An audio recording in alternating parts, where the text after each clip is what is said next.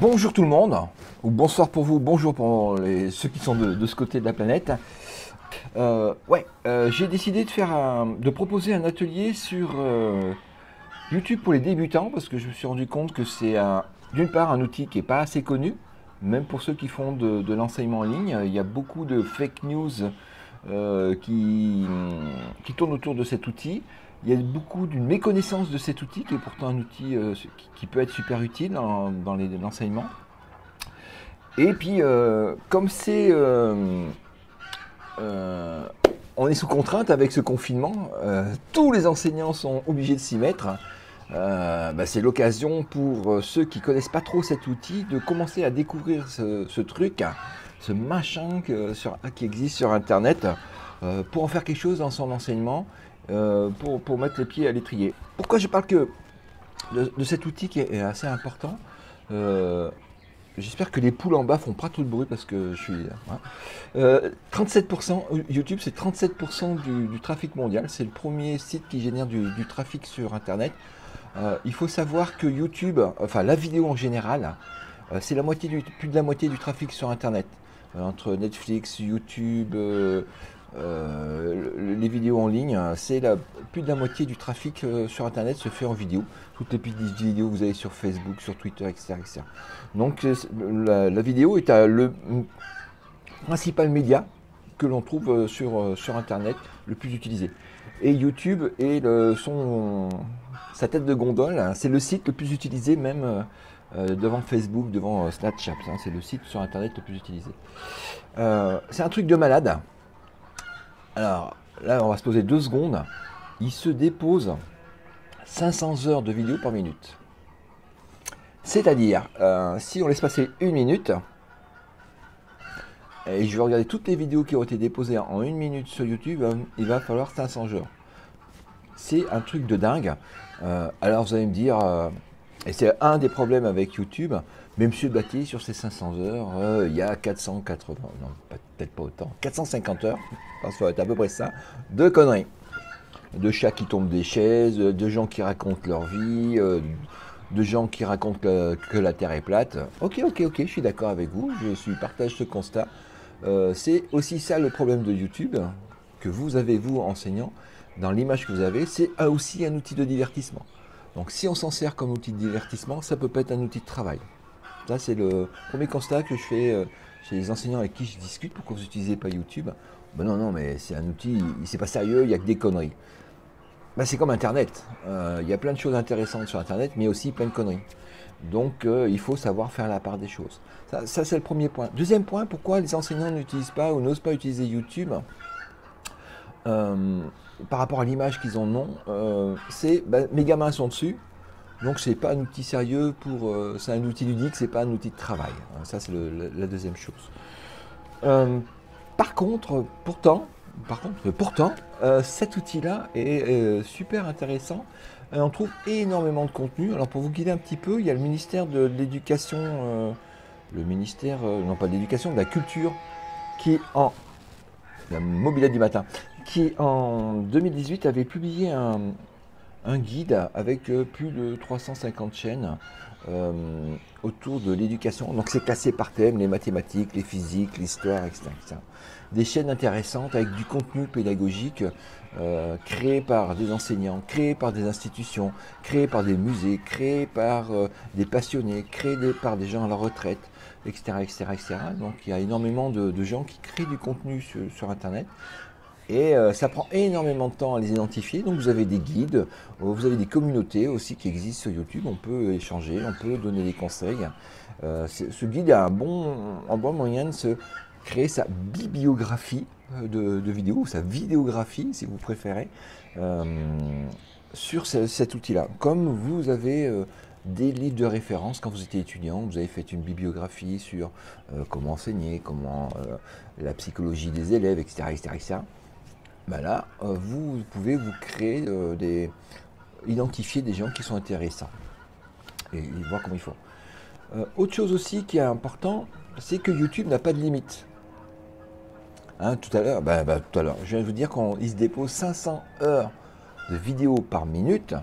Il y a quelqu'un qui a fait un super travail, c'est un Néron de Lyon, materner quelque chose sur Twitter. Je vous tweeterai les liens après, qui a publié cette carte, l'espace disponible par enseignant dans les ENT, dans les académies. Alors ça c'est en France, mais c'est un peu pareil dans les autres pays francophones, Suisse, Belgique, Canada. C'est que les institutions proposent des ENT, enfin, quand elles en proposent, et parfois, souvent, tout le temps, il y a des quotas, c'est-à-dire que on ne peut pas utiliser beaucoup de place sur ces dispositifs-là, 1 giga, 10 gigas par grand vent sur ces outils-là. Si moi je devais utiliser un ENT dans une académie, au bout de 2 jours j'aurais saturé mes espaces. Donc c'est un peu gênant, ça c'est d'une part. Et d'autre part, les performances de ces outils-là sont un peu... Voilà, c'est pas toujours très performant. Je ne veux pas dire qu'il ne faut pas utiliser les dispositifs de stockage vidéo mis en place par les académies, par vos institutions, mais c'est souvent sous-dimensionné. C'est vraiment sous-dimensionné. On le voit aujourd'hui avec quand on passe à l'échelle, sur les usages ou d'un prof qui utilise l'outil vidéo, ou de toute l'institution, de tous les enseignants d'une institution qui se mettent à travailler sous la contrainte du confinement. Aucune infrastructure ne tient. Tout ce qui est proposé par les institutions, j'en ai vu aucune qui soit bien dimensionnée. Elles n'ont pas encore bien pris conscience du volume, de l'exigence que c'est d'avoir un serveur vidéo. Par contre, c'est hyper important d'avoir un serveur vidéo institutionnel. Parce que là, je pose les côtés positifs de YouTube. On n'a pas encore vu les côtés négatifs, il y en a quelques-uns. Mais du jour au lendemain, pour l'instant, c'est gratuit. Pour l'instant, c'est ouvert. Pour l'instant, c'est illimité. Mais rien ne dit que du jour au lendemain, ils ne peuvent pas changer d'avis. Rendre cet outil payant, rendre cet outil limité, etc. etc. Pour l'instant, ce n'est pas le cas. Mais ça peut changer. Donc si ça change, il faut avoir un backup, il faut avoir une roue de secours à côté. Ou inversement. Si vous mettez votre vidéo sur le site institutionnel, si le jour où il tombe en panne, si vous avez un dupliqué sur YouTube, vous pouvez jouer sur les deux quand vous êtes dans un usage prof-élève. Parce que YouTube a un autre intérêt, on y viendra après, qui permet de partager votre contenu au-delà, si vous le voulez, de la communauté de vos élèves.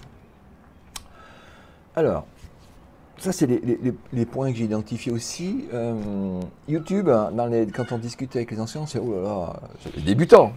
Donc cet atelier s'adresse aux débutants. Donc aux débutants que vous êtes, YouTube c'est trop compliqué. Alors, avec 2 points, non ça fait 4, ça fait 2 points. C'est trop compliqué juridiquement et c'est trop compliqué techniquement. Ça c'est les 2 points.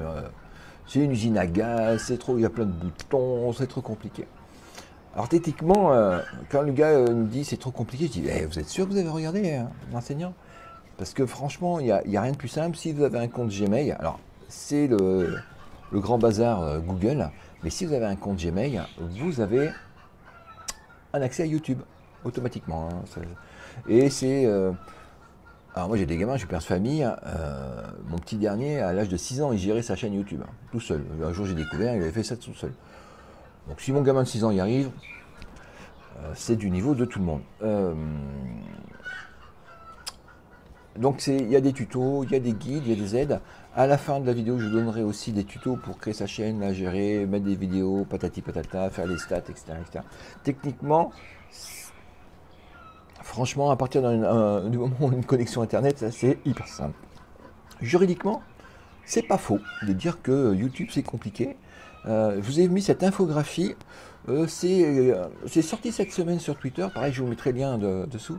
La longueur des conditions d'utilisation des termes of service, des différents dispositifs sur Internet. Vous avez la première, c'est Facebook, Instagram, WhatsApp, Twitter, LinkedIn, etc., etc. Et YouTube. Donc YouTube, quand on regarde, il faut 13 minutes pour lire les termes d'utilisation, 3000 mots. Alors c'est vrai que c'est hyper long. Mais par rapport aux autres services, c'est beaucoup plus court. Hein. C'est pas le plus long. Le plus long, je crois que c'est Microsoft qui est le plus long. Donc, ils ont beaucoup simplifié les termes d'utilisation. Donc, ça se lit. Juridiquement, c'est beaucoup plus simple que ce que ça n'a été auparavant. Donc ça, c'est important. Autre fait que les enseignants disent ne veulent pas utiliser YouTube en disant oh là là, mais si je mets mes vidéos sur YouTube, tout le monde va voir mes vidéos et on va me les voler. Alors tout le monde va voir mes vidéos, ça c'est faux. Tout le monde va voir vos vidéos, ça c'est vous qui décidez, hein, quand vous mettez une vidéo, vous voyez, c'est vous qui décidez le degré de visibilité que vous donnez à au document que vous déposez. Public, tout Internet peut voir cette vidéo. Non répertorié, il n'y a que les gens à qui vous enverrez le lien qui peuvent voir la vidéo. Et privé, il faut avoir un compte Google et vous pouvez limiter l'accès par compte Google. Généralement, moi je conseille aux enseignants avec qui je travaille de déposer leurs vidéos en mode non répertorié sur YouTube et de faire apparaître cette vidéo dans leur ENT. Et donc, il n'y a que les étudiants qui ont un mot de passe à leur ENT, il n'y a que la classe qui va voir cette vidéo, et personne d'autre. Si vous ne diffusez pas le lien, et après, une fois que le cours est terminé, vous la mettez en mode privé, et personne ne peut retourner sur la vidéo. Ça, c'est la première chose, donc tout le monde ne peut pas voir vos vidéos. Et il n'est pas obligé de mettre... Vous pouvez avoir des chaînes entièrement privées, enfin privées non répertoriées. C'est-à-dire que vous pouvez avoir des dizaines, des centaines, des milliers de vidéos visible uniquement par votre communauté et pas par tout le monde. Ça, c'est la première chose. Il n'y a aussi aucune contrainte par YouTube par rapport à ça. J'avais deux trucs, mais j'en ai dit qu'un. Voilà, non répertorié. Et vous avez aussi la possibilité de choisir comment vous affichez cette vidéo. C'est-à-dire que même une fois qu'elle est partagée, est-ce que vous laissez des avis? Est-ce qu'on peut discuter sur YouTube de vos vidéos, mettre des commentaires et autoriser l'intégration? Tout à l'heure, je vous ai dit, on peut faire des liens sur votre environnement de travail, sur une plateforme de cours, dans votre ENT. Je n'ai pas essayé Pronote ou des trucs comme ça, mais sur un Moodle, sur les plateformes ce qu'on appelle les LMS, Learning Management System, on peut faire apparaître dans votre cours, dans une page, uniquement la vidéo et pas tout l'environnement YouTube. Et ça s'appelle l'intégration, l'embed en HTML. Donc, soit on fait un lien, donc l'étudiant, votre élève clique dessus et va sur YouTube, soit vous emballez la vidéo dans votre page, dans votre cours. Donc ça s'appelle l'intégration, et là aussi, vous pouvez choisir ça.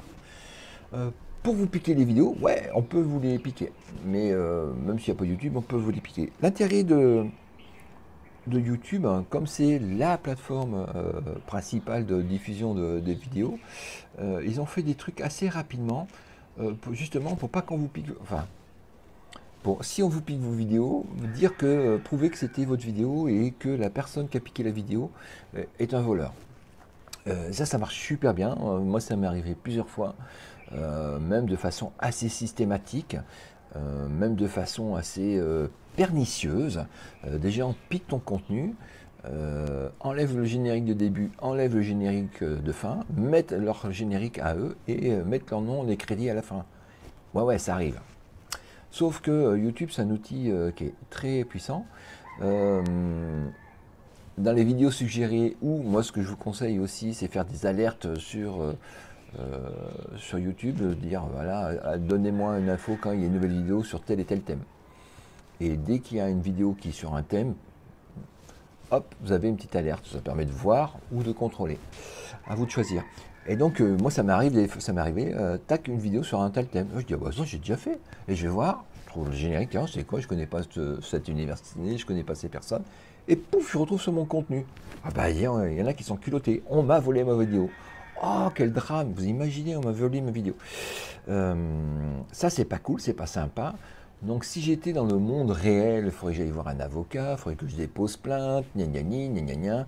La personne, souvent, moi, c'est des gens qui ne sont pas dans mon pays, qui m'ont piqué mes contenus.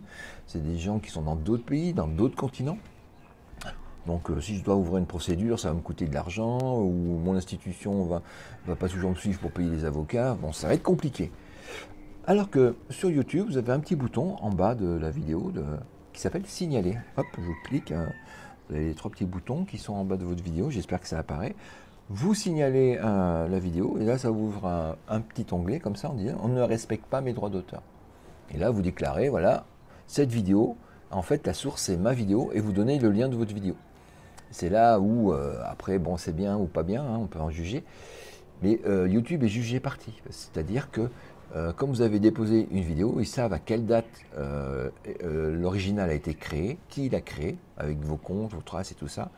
Et c'est très très rapide, en quelques heures, hein, moi ça n'a jamais pris plus de 5 heures, ils vont pas fermer le...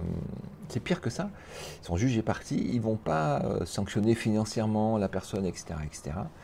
Alors je parle des enseignants, je ne parle pas des contenus avec des droits de la musique, de flux financiers, parce que ça aussi ça existe.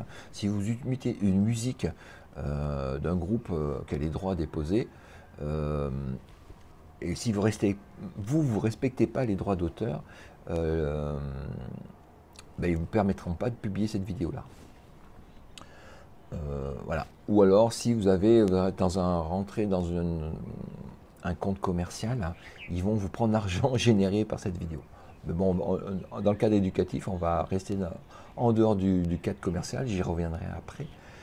Dans le respect des droits d'auteur, ils vont fermer la vidéo et mettre alors moi ça m'est arrivé, la chaîne machin n'a pas respecté les droits d'auteur de Christophe Battier ou de l'université où je travaille, où je travaillais avant.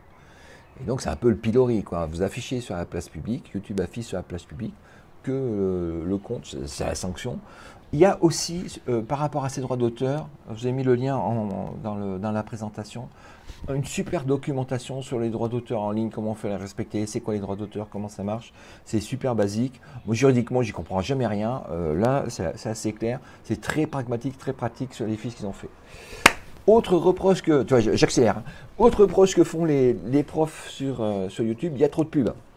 Ça c'est vrai, c'est un service commercial, je viens d'en parler.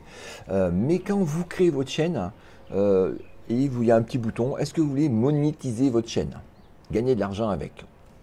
Bon, dans le monde où on est, si c'est pour diffuser des informations à vos étudiants, je ne vois pas l'intérêt de leur mettre de la pub pour gagner quelques centimes.